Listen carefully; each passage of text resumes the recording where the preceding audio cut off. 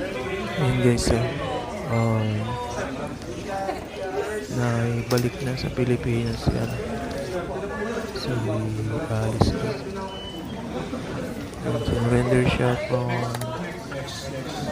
Indonesia. Surrender siya ng Indonesia dito sa Pilipinas.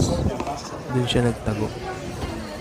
Kaso naging unsuccessful yung pagtatago niya na ibalik sa Pilipinas ulit.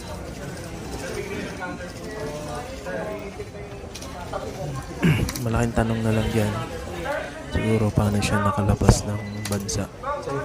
Yun ang ano dyan, sunod na malaking katanungan, paano siya nakaalis ng bansa.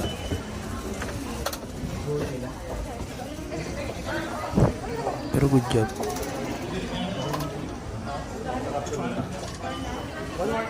Sheila.